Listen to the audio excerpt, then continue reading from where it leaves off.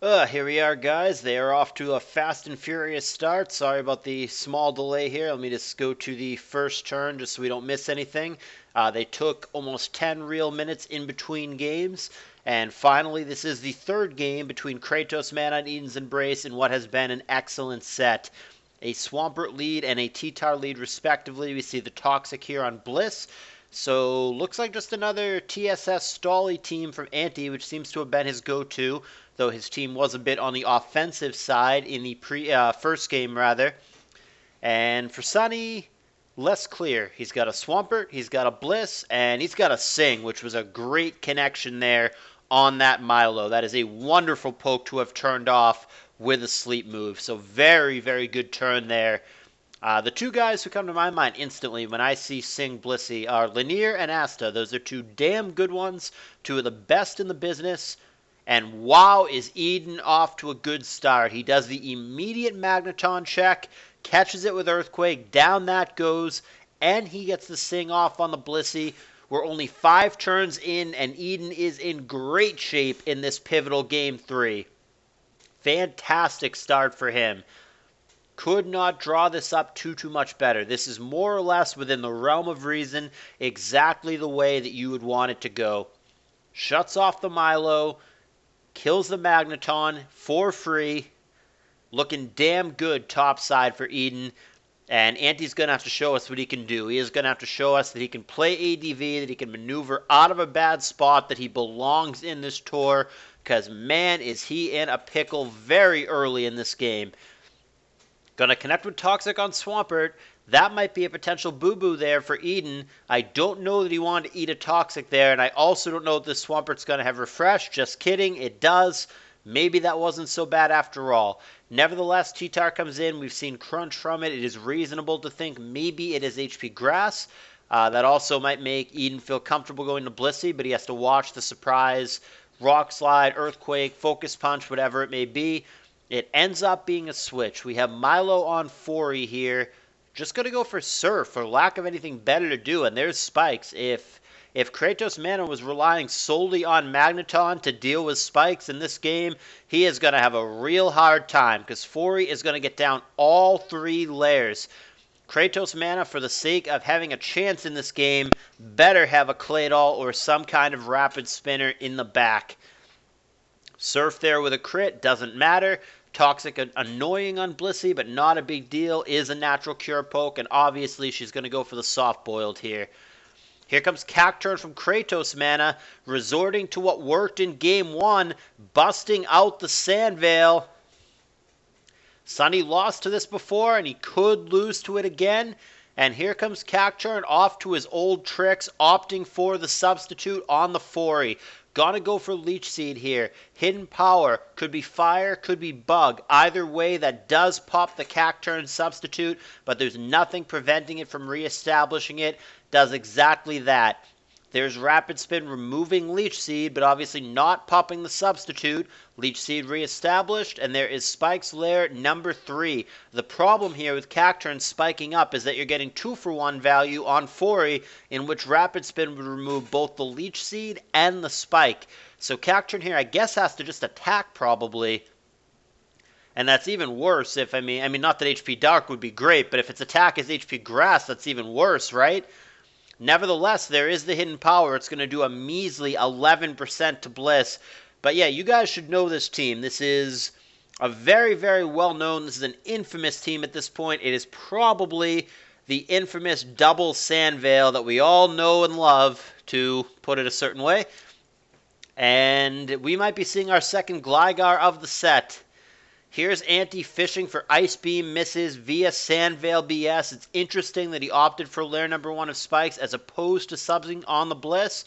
But he's going to now Leech Seed it, and that's what I meant by subbing on the Bliss. I meant Leech Seeding on the Bliss. He's going to Leech Seed on the Ice Beam turn, and he's going to substitute up now. So he finds himself at 28% behind a sub versus the Fori. Going to go for Leech Seed. There's Rapid Spin. So like I said, it's an interesting trade-off. It doesn't pop the sub, so Cacturn does heal via lefties this way, but the trade-off is that both the Spike and the Leech Seed get removed in one move, which is the Rapid Spin. Cacturn has, of course, nursed itself to health, Going to go for the attack here. Should the Fury stay in? It doesn't. And Cacturn is against Blissey once again. Now it's at 60% and behind a sub, but of note, it does not have a spike down. Going to go for the obvious Leech Seed, and he's going to get an unlucky miss. Leech Seed PP may end up being a factor here, especially if he can't consistently keep spikes down. He's got 10 Leech Seed PP, as we just checked, at this time, and very well may go for it again. Man, Sandvale has been a thing in this tour. It has been the story of the year for competitive ADV. There was just a lot of controversy coming into this regarding Sandvale, and we had a very divisive vote about whether or not to allow it. The majority said they do not want it in the tour, but it wasn't enough of a majority for it to get banned. So here we are. Sandvale is allowed, and it has absolutely had a big impact already on multiple games in turn 1 of this tour, or round 1 of this tour, rather. And Sandvale at it again. Cacturn doing its thing. It has nursed itself back to full health. 2 layers of spikes down. Fury coming in. Substitute coming down. Cacturn doing what Cacturn does, and this is all to say nothing of the possible Gligar in the back for Anti. There's Rapid Spin, removing spikes. Good start. Leech Seed and Rapid Spin again. Good play for Sunny. That was a strictly advantageous turn. Not only does he net gain health via lefties, but he is also going to deplete the very valuable Leech Seed PP. So this is a good couple of turns here. And now he switches over to Hidden Power. So 3 turns in a row, Eden with the right play, double Rapid Spin, and then the switch to Bliss. Now Leech Seed comes down again, but we've seen Eden outpredict Anti here multiple times, and he's going to do it again. This is very well played by Eden, trying to stall out, and so far successfully stalling out this Cacturn. Fury has leftied itself back up to 46%. That Hidden Power is not all that exciting. 7% is all it does, barely negating lefties. Substitute and Rapid Spin respectively. This could be a bit of a grind, but it's not going to be forever. There will be an end eventually, but man, these Hidden Powers are unexciting. They are barely negating leftovers on the other side. Hidden Power 11% has no chance to kill the Bliss here with a follow-up, even with a crit. And there is Spike's Lair number 1. Eden going to play it safe, go for the soft-boiled. Can't blame him there. Definitely don't want to risk the Blissey if you don't have to. There's Spike's Lair number 2. Let's do a Cacturn PP check at this point. 10 subs, 6 Leech Seeds, plenty of Hidden Powers, plenty of Spikes. And there is a substitute once again as the Fury again comes in. Hidden Power, Rapid Spin.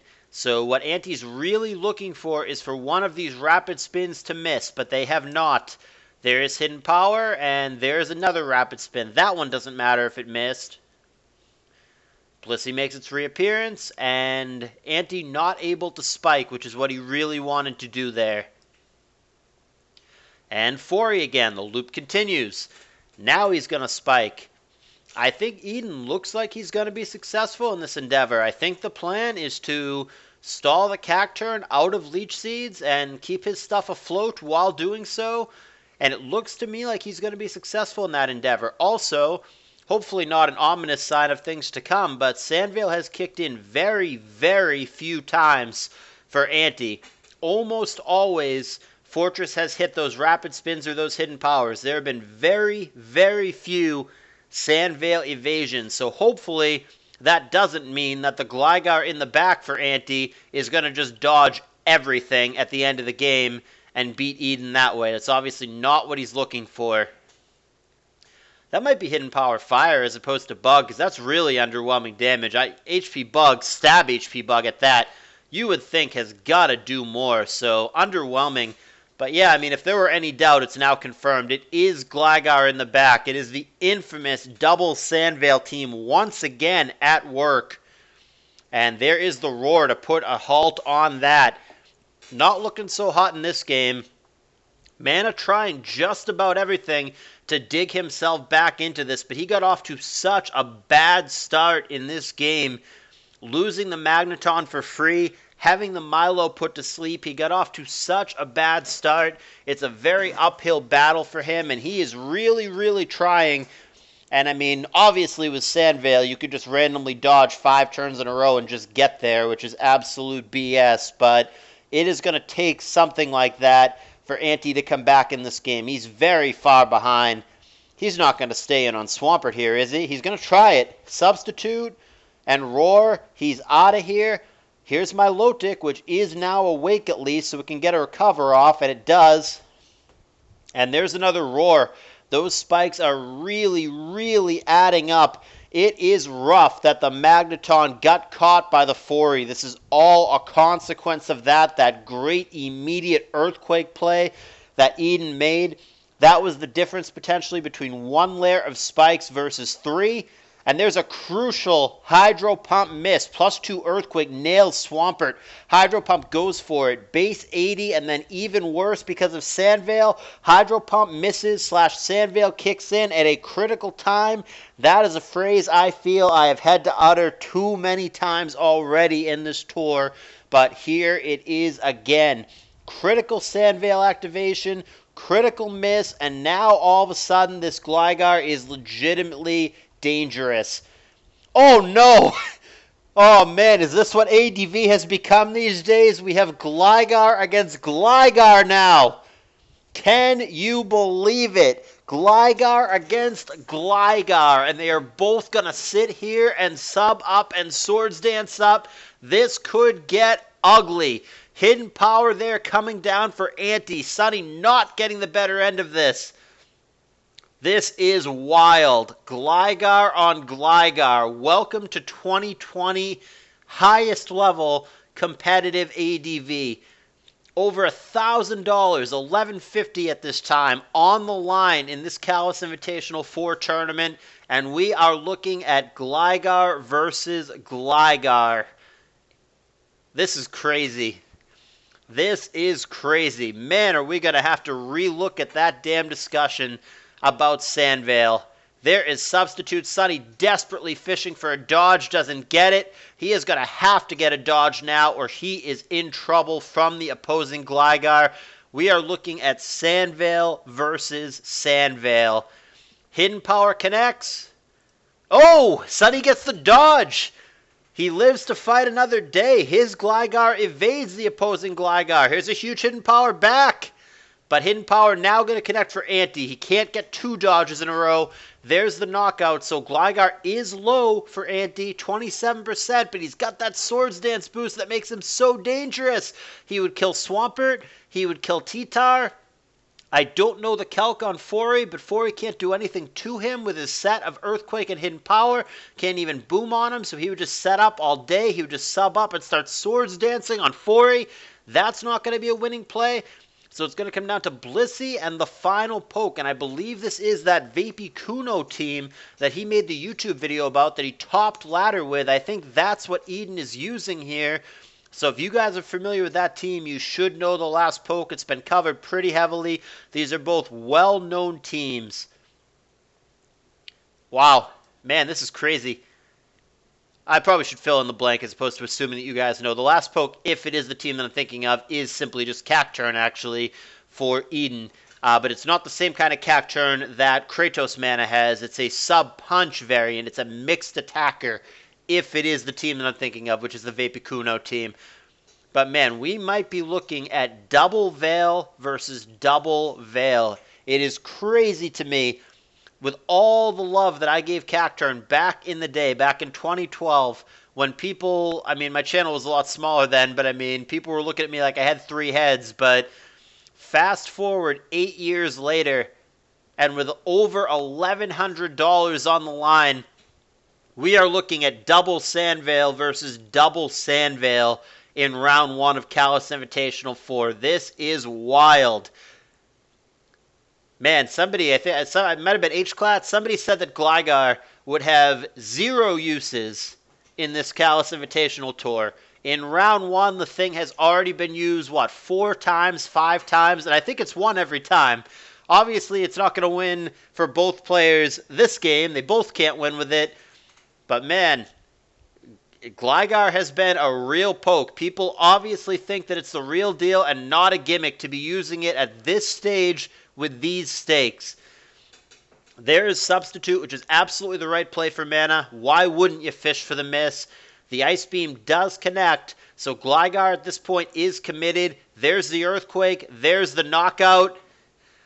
It's not looking pretty here. Here comes Fori. I don't know that that's going to be enough. I think that's Hidden Power Fire. I mean, even if it's bugged, that wouldn't be great, but Hidden Power Fire I don't think is enough here, and he can't touch him with Earthquake either. I think, if anything, he might be dead. He might be dead. That might be a mistake to go to Fori here. If it is last poke Cacturn, he might just have to have gone for Cacturn there and simply gotten a dodge, gotten a Sandveil dodge on the Hidden Power Flying. This might be a mistake for Eden. He might have just had to gone to Cacturn there, have HP Flying Miss, and kill the damn Gligar. I don't really know that he has any other outs. He looks pretty boned either way. Yeah, Swampert can't live. T-Tark can't live, and I think Gligar can set up on Fori. I think he could just Swords Dance again here, or just double Earthquake, either or. Yeah, I don't even know if he needs to Swords Dance again. It could just be double Earthquake, but Eden, I think, is really in trouble, pending his own Cacturn coming in to bail him out with a Sandveil miss, which is pretty wild to me, honestly, truly. Here's the Earthquake, 56%, Hidden Power, 20%. He's going to come up 1% short. Now, I don't know what the roll was on that. I mean, that could have just made it look closer than it was. It could have been 80% or 90% or whatever, that Gligar survives that one way or another. But there is the survival, and I think Sunny is in trouble. I think he is going to have to go to his own Cacturn and get his own Sandveil BS in order to come back in this game. And wouldn't that be oh so appropriate that that is the state of ADV, where the way to counter Sandveil is to bring your own Sandveil and get lucky? Wouldn't that be oh so appropriate that that is the state of ADV? He's going to try to protect lefties, boost this Swampert, and survive the +2 Gligar. I don't know the calc, and I guess I should learn. It just, with how prominent this Pokemon and this scenario has become, I guess I should learn. But Eden is taking a different line than the one that I was mentioning. He is trying to heal Swampert, kill the Gligar, and he's going to try to go down to his last poke Cacturn and try to win the game that way with the aid, potentially, of his own Sandveil BS. And you know what? It's got a shot to work. Because like I said, it's a sub-punch mixed attacker. Focus Punch kills the Tar, rocks his world. The other Cacturn is dead. It'll come in on spikes and die. Oh! There is the Hydro Pump miss. Eden got what he wanted. He got his Swampert healthy enough to survive. He got his Swampert boosted enough to where it could live an Earthquake from the Gligar. And there it is. It lived. It gave him an opportunity to get the attack off. The attack was Hydro Pump, and Gligar simply does not care. Gligar will survive. The last Pokemon is Cacturn here. Oh, God, insult to injury. KratosMana says he voted ban. Yeah, you know, so did a lot of people. And those who didn't vote ban might be reconsidering their vote right now. Eden goes for the dodge. It is his only hope, the only way to survive, and maybe come back is to avoid the hidden power with his own Sandveil BS, but he's not able to do it. The dodge doesn't come when he needs it to, and Gligar is going to clean it up. And it is very, very clear in round 1 of this tournament that this poke is not a gimmick. This strategy is not a meme. It has already been used multiple times by multiple players, and every single game that I have seen this used, it has won. Will Sandveil be legal in ADV by the time SPL rolls around? That is the burning question, but it is going to be legal for this tour, so absolutely strap in. You are going to see more of this poke and of this strategy. The winner in the Sandveil mirror match is KratosMana in his CALLOUS Invitational debut. He's going to knock Eden down to the lower bracket. What a set and what a what talking points we have here. There is a lot to talk about. You let me know in the comments, guys, but man, it's going to be a good tour.